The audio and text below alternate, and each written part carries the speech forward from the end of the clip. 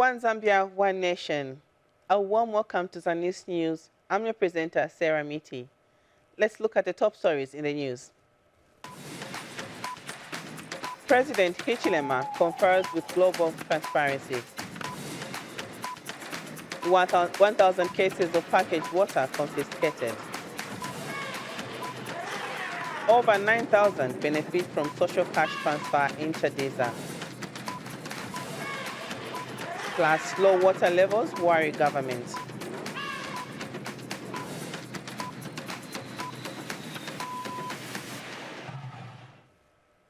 Zanis News in detail. President Hakainde Hichilema says his administration remains resolute in fighting entrenched and pervasive corruption in the country. The head of state explains that in its efforts to fight corruption, the government is implementing and enforcing comprehensive anti-corruption laws and regulations that hold individuals accountable for corrupt practices. President Hichilema said corruption undermines economic development and poses a great danger to democracy, human rights, and social progress, hence the need to root it out. President Hichilema said this when a global delegation from Global Transparency International, led by Chairperson Francois Valerian, accompanied by the TIZ Zambia chapter members, called on him at State House today. Details are in the following report. Under President Hakainde Hichilema's administration, Zambia has continued to make steady progress in the fight against corruption, judging from the Corruption Perception Index by the Transparency International. This development has cheered a delegation from the Global Transparency International, led by its chairperson Francois Valerian, who called on President Hakainde Hichilema, accompanied by the TIZ Zambian chapter members. You held the promise that you made in 2021 to fight corruption. And that is very remarkable. And the increase that we observed in the Corruption Perceptions Index that you know that we publish every year, and that was a remarkable increase by 12% from 33 to 37, also shows it is not an exact science. There is no perfect correlation between this index and what a government does or doesn't do. But we fully support at the global level the analysis of our chapter that it shows the progress that has been made in the fight against corruption in your country. President Hichilema in his response reiterated government's resolve the fight against corruption. We are committed to the fight against corruption. We inherited a lot of difficulties around there, institutional breakdowns. The whole governmental system is somehow polluted. We all know corruption steals money meant for school children to stay in school, takes away resources meant to deliver quality health services for our population, not just in Zambia, but on the continent and global. The head of state explains that in its efforts to fight corruption, government is implementing and enforcing comprehensive anti-corruption laws and regulations that hold individuals accountable for corrupt practices. You have already touched on the access to information, which is a law that was sitting on our laps. Mr. Lifuka will tell you maybe 22 years. No government before us had the stamina to make it law. We've made it law. I think it demonstrates our commitment to fight against corruption. We have established a Judicial Training Institute through the Judicial Training Institute of Zambia Act number 14 of 2023. We're happy to share these notes, so that you can see a myriad of measures, if I may say, we are taking to reinforce the fight against corruption, so that the judicial side also is up to speed. We've set up the Economic and Financial Crimes Court, dedicated to deal with mostly corruption. The president has since reiterated his government's resolve to recover all assets and finances deemed to have been dubiously acquired. We're not walking back on asset recovery because we need that money. So it can go to provide school desks, it can go to buy medicines, can go to deal with the drought. We have a drought now, and we need to feed our people. We need to move from rain-fed agriculture to irrigation. So we need that money. It must go to who owns it, and it's the people. So I'm not shy to say, we're not shy to say we will drive the asset recovery even harder with a quicker prosecution. We're already seeing indications of those that thought the cases would take 20 years. They are now coming forward to say they would like to invoke that law. The meeting was also attended by Justice Minister Mulambo Haimbe, Mr. Ruben Lifuka, who is the Vice Chair of the Global Board of Transparency International and the Vice Chair of the Council of the International Anti-Corruption Conference, as well as TIZ Executive Director Maurice Nyambe. Kalan Shima, reporting for Zanis in Osaka. Zambia is set to host the extraordinary summit of the Organ Troika plus SADC Troika on March 23, 2024 at the Mulungushi International Conference Center in Lusaka. According to Acting Minister of Foreign Affairs and International Cooperation, Mulambo Haimbe, the primary focus of the summit will be on addressing peace and security concerns in the SADC region. Mr. Haimbe explained that the meeting will focus particular attention on the situation in the eastern part of the Democratic Republic of Congo, DRC, and Cabo Delgado in northern Mozambique. President Hakainde Hichilema, in his capacity as chair of the SADC organ on politics, defense and security cooperation, will preside over the summit, which brings together Angola, Botswana, Democratic Republic of Congo, DRC, Malawi, Namibia, South Africa, Zimbabwe, the Kingdom of Lesotho, and Tanzania. Meanwhile, the Ministry of Foreign Affairs and International Cooperation Permanent Secretary for International Relations and Cooperation, Etambuyu Anamela, explained why the meeting is being referred to as a Double Troika Summit. Ms. Anamela said this is because it will include Zambia as current chair of the Troika on politics, defense, and security cooperation, Tanzania as the incoming chair, and Namibia as the outgoing chair. The Republic of Zambia is scheduled to host the extraordinary summit of the Organ Troika plus the SADC Troika, including troop contributing countries to the SADC mission in the DRC, SAMI DRC, abbreviated, personnel contributing countries to the SADC mission in Mozambique, that is SAMIM, the Democratic Republic of Congo, and the Republic of Mozambique on the 23rd of March 2024 at Mulungushi International Conference Center in Lusaka. President Hakainde Hichilema, in his capacity as chair of the SADC organ on politics, defense, and security cooperation, will preside over the summit. Its primary focus will be on addressing peace and security concerns in the SADC region, with particular attention on the situation in the eastern part of the DRC and in the Cabo Delgado province in northern Mozambique. So for the purposes of the convening of this meeting, it is for the general purpose of looking at the security situation, which has a knock-on effect on, of course, economic and other matters relating to the region as a whole. In similar vein, you will see that we'll be looking at SAMIM, the situation in the Cabo Delgado region in Mozambique. So the overriding interest is stability in the region, peace in the region. Basically, Zambia right now, as you know, is the chair of the SADC Troika. This is the organ for politics, security cooperation, and defense.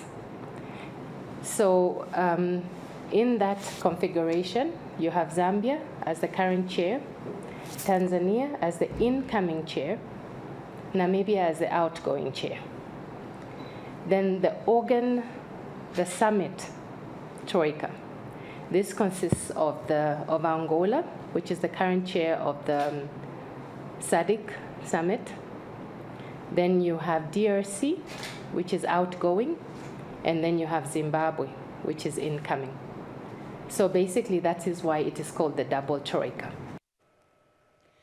Government and Trademark Africa have signed an agreement for the implementation of the 11 million United States dollar phase of the upgrade of Nakonde one-stop border post.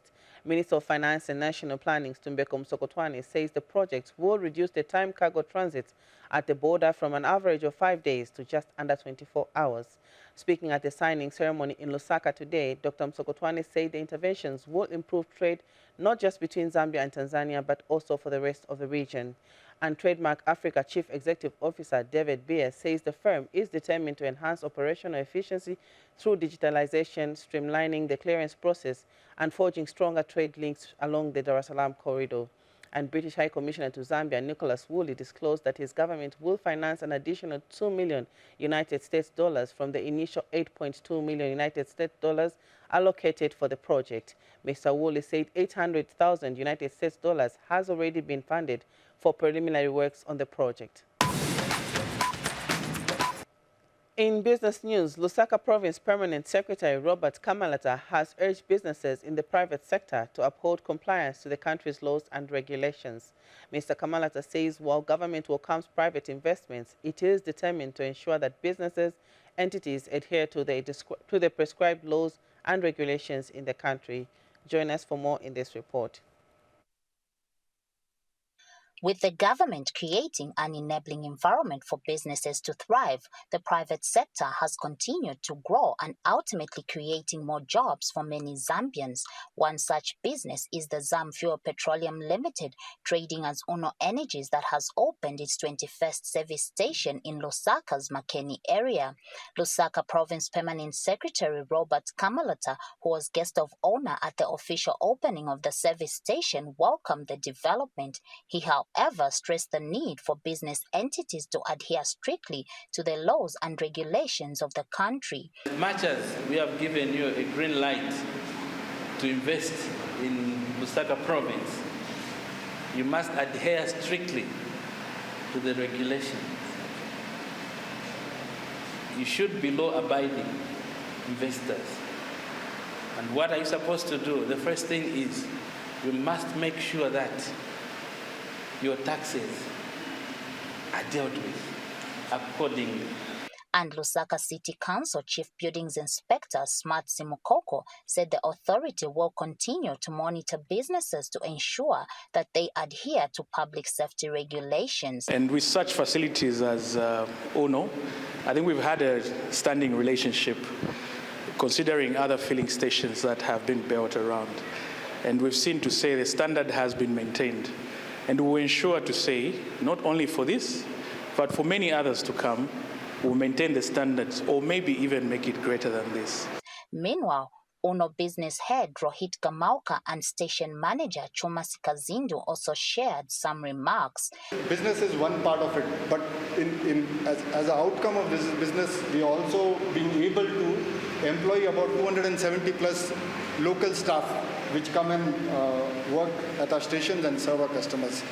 We also contribute to the government by means of adhering to all the local norms and both safety and fiscal norms. So we pay our taxes and we adding to the growth of the country as well. So we firmly believe if the country grows, we will grow. We have quite a number of fuel attendants here, as you see. These people are coming from different walks of life. They're coming from different walks of life. So UNO is not open to a certain type of people. It's open to everyone, so long you go through the training.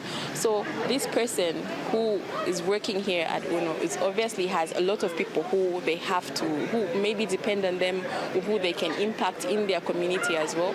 UNO Energies has been operating in Zambia since 2019 and has employed over 250 Zambians. Ntazanga Mumba for Zanis in Lusaka. Central Province Minister Princess Kasune has called for an investigation to establish how the contractor engaged to build the 8 million kwacha Chibombo police station abandoned the project despite being paid 80% of the funds. Ms. Kasune, who inspected the project, which is standing at 50% completion, wants to know why the named contractor does not want to complete the project or at least match the 80% that was already paid for. We have more in the following report. It is supposed to be the first ever police station to be built in Chiwombo district at a cost of 8 million kwacha. And works to build this police station started in 2015. But 9 years later, the project has not been completed, and the contractor, Zamchin Construction Company, has abandoned the works. Central Province Minister Princess Kasune has inspected the works, which are standing at 50% completion stage. Sum given was 6,373,696 for the outstanding works. Is 2,406,254, 77. District Commissioner Lloyd Kaeka says some police officers have been squatting at the old council building due to inadequate office accommodation. Our officers, despite being a station, they are just using the office space which were given by our district council at our old boma, and it's not enough. Ms. Kasune wants the matter investigated. It needs to be investigated, because if it was that the person was paid 50%, then they did 80% of the weeks, it makes sense. But to find that the person was paid almost 80% and the weeks around 50 to 60%, these are the discrepancies. Unfortunately, this project started in 2015. Apparently, the contractor is demanding an upward adjustment of the cost of construction to cater for the fluctuating cost of building materials. Shupekile Nkunika for Zanis in Chiwombo. The Zambia Compulsory Standards Agency, ZCSA, has confiscated over 1,000 cases of non-compliant packaged water valued at over 84,000 kwacha. ZCSA Head of Communications, Brian Hatioka, says the seizure took place in various townships in Lusaka, which include Chipata, Emasdale, and Industrial Area, among others. Speaking during a press briefing in Livingston, Mr. Hatioka said the operation, which spanned from March 13 to 15, 2024, is part of the CSA's heightened market surveillance efforts to eliminate the illegal sale of products that fail to meet compulsory standards of packaged water on the market. And as an agency, we are on the ground, and I wish to inform you that we have seized and withdrawn from the market more than 1,000 cases of non-compliant packaged water in Lusaka, valued at more than 84,000 kwacha. This follows the agency's intensified open market surveillance inspections conducted from Lusaka from March 13 to 15, 2024, in a bid to curtail the illegal sale of products covered by compulsory standards. Some affected suppliers and manufacturers have since started the process of regularizing the licensing of their products in line with the Compulsory Standards Act number 3 of 2017. So these products were seized from Emasdale, Industrial Area, Chipata, Kanyama, Chawama, Town Center, Kamwara South, 10 Miles, Ngwerere, Obama, and Waterfalls townships of Lusaka. The enforcement activity was aimed at ensuring that only safe products are available on the market, especially that unlicensed products have the potential of risking the safety of consumers. The agency, as you are aware, we inspect both imported and locally manufactured water products to ensure compliance with the Zambian standard ZS 388 bottled drinking water specification. The products are covered by compulsory standards, and we regulate these products, including water. The aim is to ensure that only safe products are available on the market. Colleagues, I wish to say that no one is legally allowed to supply products that are covered by compulsory standards on the market. The agency also does what we call post-market surveillance inspections to ensure that there is post-market compliance of the products that we regulate. So we are urging manufacturers to ensure that packaged water is compliant with the compulsory standards ZS 388. Manufacturers must also obtain permits from us as an agency before they can supply the products that are covered by compulsory standards on the market. Going forward, the agency is going to intensify enforcement activities on all the regulated products to ensure the safety of consumers and the environment.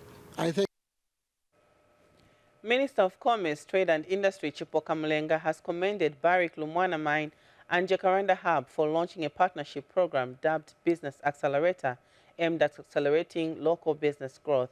Mr. Mlenga said this when he officiated at the launch of the program in Solwezi. Emma Zulu brings us more in this report.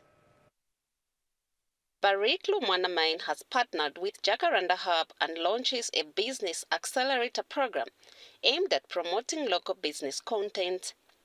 Minister of Commerce, Trade and Industry Chipoka Mlenga officiates at the event. This company here today, which was at the verge of leaving the country because the investment portfolio in the mining sector was bad. But with the revision of the policies, with different pronouncements and the same incentives which out there other people are scorning has made them to stay and reinvest $2 billion here in Lumwana. Let's come up with a local content policy, which is law, where we support our local suppliers and contractors to be business owners, to be entrepreneurs. Barrick Lumwana Mine Country Manager Anton Malenga says the mining company will continue fostering such partnerships. Lumwana has continued with the business program to build local business capacity in our local supply chain needs. In addition, we are partnering with the Ministry of Small and Medium Enterprise to enhance capacity of SMEs and provide long-term sustainable businesses to the mine supply chain.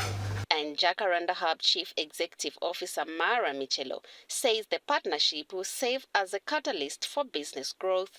I invite each one to join hands with us and ensure that this program is not just a launch, it's not just tokenism, but it becomes a pinnacle of success for our Zambian entrepreneurs, especially in the mining sector. Chief Momena of Kalumbila District also witnesses the launch of the program. Jacaranda Hub and Lumwana Mining Company are here to give us the platform that we've been looking for. Emma Zulu, reporting for Zanis News in Kolwezi District, North.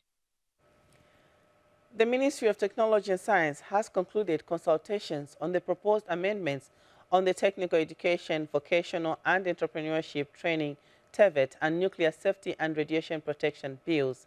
Participants to the two-day consultation process have endorsed the proposals in the two bills with minor concerns raised. We have more in this report.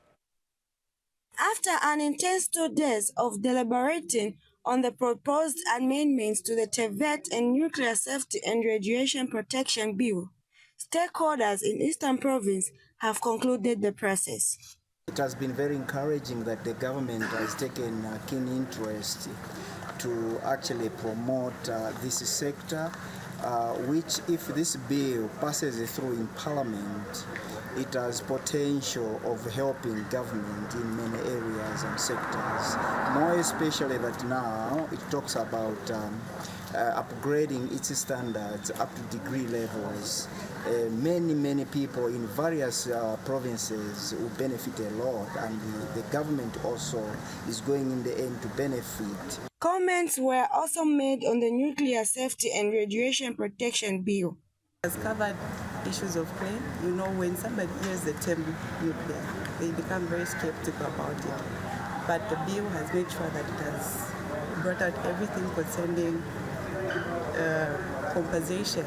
Like where somebody is injured, they can easily claim for compensation through the provisions of the law. It has also brought out the procedure for getting authorization when one intends to set up a nuclear facility. It's not like someone can just wake up and start operating a nuclear facility. There's a laid-down procedure, which is also a good part.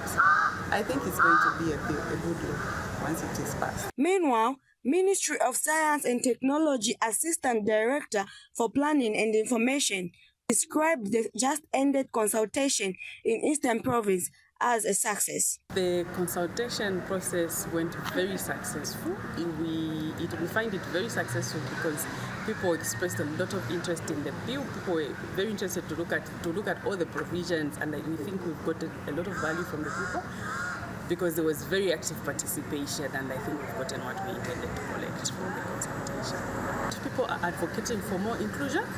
They want increased inclusion of the private sector. They want more inclusion of the people on the grassroots. So I think there's need to make sure that is addressed, because that is clearly what people want.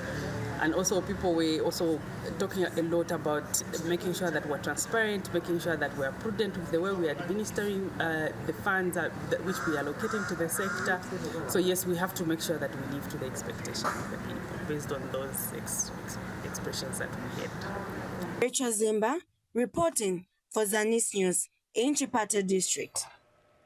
Luangwa District Commissioner Luke Chikani has expressed happiness with the increased caseload of social cash transfer beneficiaries to more than 6,000 households. We have more in this report. A team of community development officers, accompanied by agriculture and disaster management and mitigation officers in Luangwa district, are on the ground sensitizing the communities on measures put in place by the government to mitigate the effects of the prolonged dry spell and assess suitable fields for wetland cultivation in the district.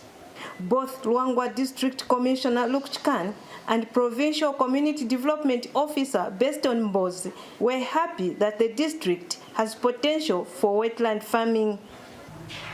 The community development officials are on the ground sensitizing the communities and identifying areas where this cropping, wetland cropping, can be done, because this will actually supplement the food security in our district. Luangwa is a unique situation in which year in, year out we have this drought.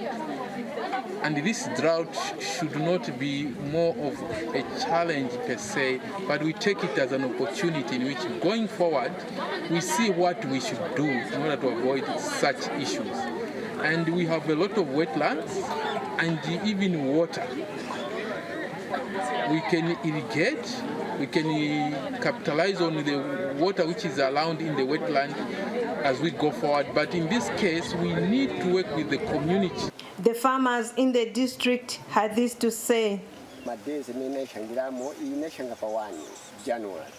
Inangwe pa 29 inangwe pa 28 December, 29 December na pa 30 then na pa 1 January. So ndiye kulima kwa hii bloko. Manje naona utia kai lisiye kulingala. Ndipo bena manje leka nichite continue kulima chebe milisi nikakolole kuti gadi. Kiza tu watu ambiri kuno kwatu kuwako kuno kijadi ya kumambwera. So ngati patupasa mamsanga mbeu ya mambwera chifukwa mvula pa iloka. Pamene okamvula pa ndiye chance yotipasa kuka mbeu kuti tishange mamsanga kuti ambuye katidalisa kupya mlimo waboma ndithu tingapeze bwino mavuto yangachepekereko. So mwayi chitikuti ziko mukambiri. During sensitization meetings, Luangwa District Senior Agricultural Officer Benjamin Piri called on the farmers to prepare the fields suitable for wetland cultivation in readiness for inputs from government. Ndipo ngati inaminda huko kumanzi TNT ambe kuchita kukonzekera. Singa kamba ati tinaminda ngati mulisanga. The sensitization and assessment exercises are being conducted in readiness for the wetland inputs to be provided by the government through the Department of Community Development and Social Services to the wetland farmers as one of the responses to the presidential declaration on the prolonged dry spell as national disaster. Lista Ndumba, Luangwa District. Over 9,000 people have started receiving their money under the social cash transfer in Chadiza district. Ministry of Community Development and Social Services District Social Officer Linda Kangwa says some people are receiving money through urban payments, while rural payments continue to be done through PayPoint managers. The beneficiaries are happy with government's policy to help them. Jubil Zulu has more. At least 9,000 beneficiaries of social cash transfer in Chadiza district have started getting their money. The beneficiaries want government to continue helping the vulnerable groups.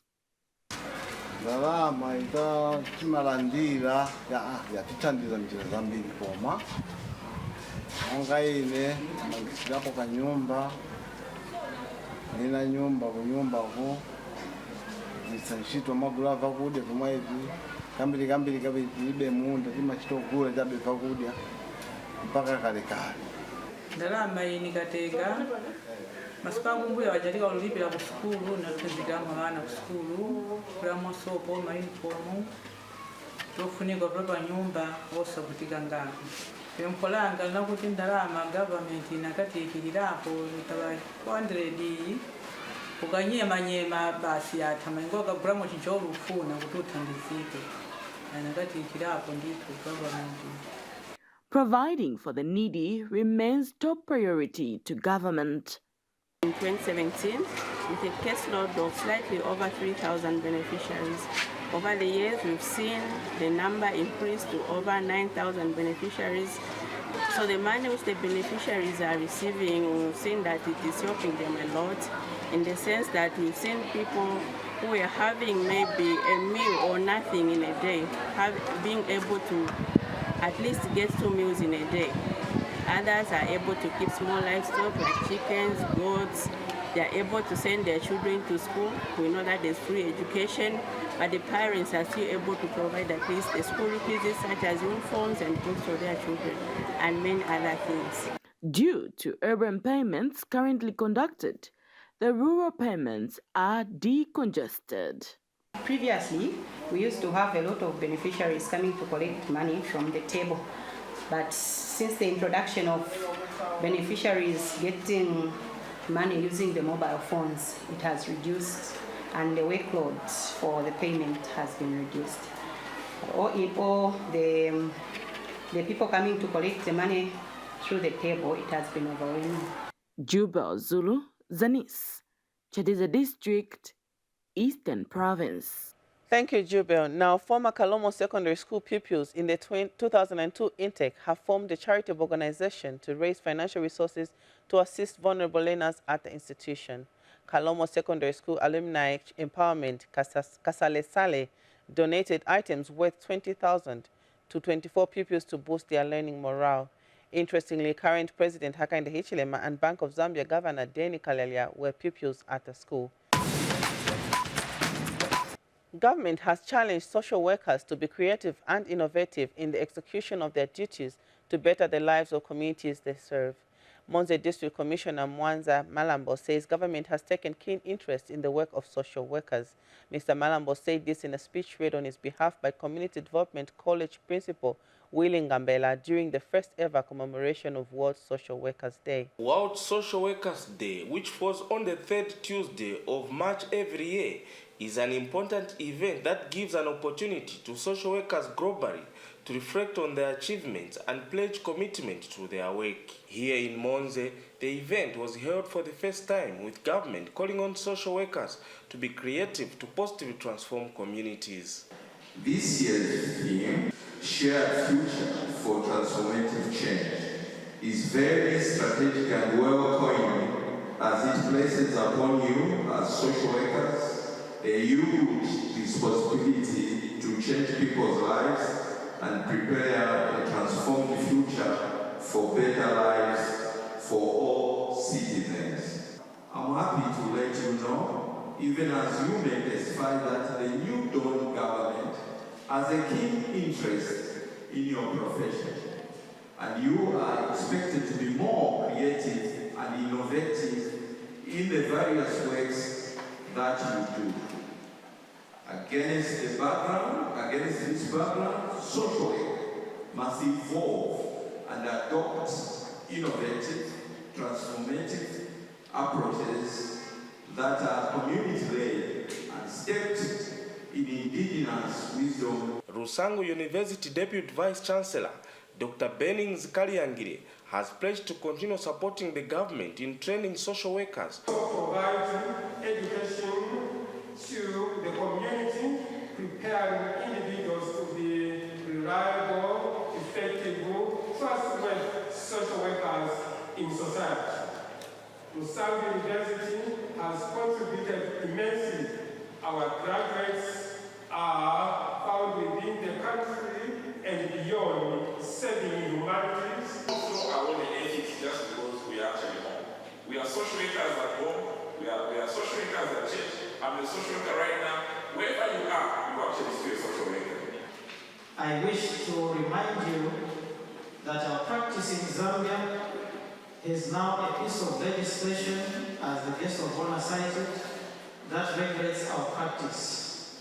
I wish to encourage all of you, especially those of you that have not affiliated and registered to the social workers of Zambia, to do so promptly. Social workers are here to encourage and remind you of your rights. Choma District Commissioner Gamela Sikalea has expressed concern with the low water levels at Munzuma Dam, which supplies water to over 90,000 people in the district. Mr. Sikalea said the dam has not collected enough water this season and is calling on Choma residents, especially those who access water supplied through Southern Water and Sanitation Company, to use water prudently. Details in the following report.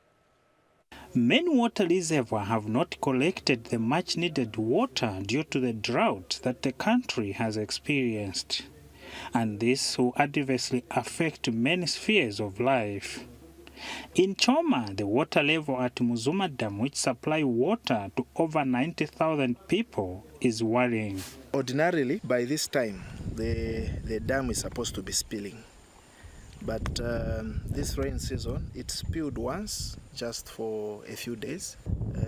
Given the circumstances, if we don't get rains again and the season ends like this, we may need to start managing the resource that we already have. And we expect most of us to see how best we can learn to store water. During this period, we may have a lot of interruptions and we may have heavy rationing of water.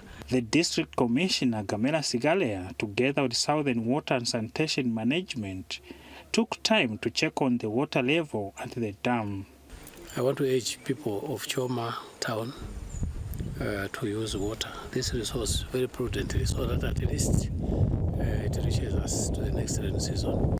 In responding to low water level, Southern Water and Sanitation Company has put in some measures. Going by the declaration by the President that was made just a few weeks ago, where he declared this as a disaster, we are already beginning to take measures as a company, where we are sitting down as well to relook through the budget for 2024. So we appeal to the general public that bills must be well honored. This will also help that with the little resources, we help improving the efficiency in servicing our customers. The company is, however, appealing for more support. So really, it's just an appeal to cooperating partners to come on board and work together with us to support government efforts in combating this drought situation that we are being faced with. Costa Kibundenda, Zanis, in Yoma District, Southern Province. Finally, in the news, Zambia Army Director General Training, Brigadier General John Banda, has expressed happiness that the units that have participated in the 2024 Zambia Army Inter-Drill competition are now ready to work and defend the country. Take a look. It was a stiff competition where formations from different parts of the country under the Zambia Army showcased their skills at the 2024 Interdrill. Awards have been given to teams that emerged victorious in different categories, such as the most disciplined team, the most standout team, the best squad commander. Ceremonies go hand in hand with drill. During ceremonies, troops align in various formations and units carry out commands with uniform precision. The aim of drill, just to emphasize once again, is to produce a soldier who is obedient, proud and alert. Participants who emerged victorious are happy with the outcome. It's been a joyous occasion, I would say, but the training was tiresome. It was quite vigorous. We really put in our efforts, and to emerge victorious is a very great achievement. We've won this competition for the third time, and I'm so glad, so happy for this occasion that even again we've defended the trophy. The participants who have not obtained their awards in this year's competition have been encouraged to put in their best in the next competition. Nelly Bota reporting for Zanis in Dola. As we end the news, we have a recap of the headlines. President Hichilema confers with global transparency. ZCSA confiscates 1,000 cases packaged water. Over 9,000 benefit from social cash transfer in Chadiza. plus low water levels worry government.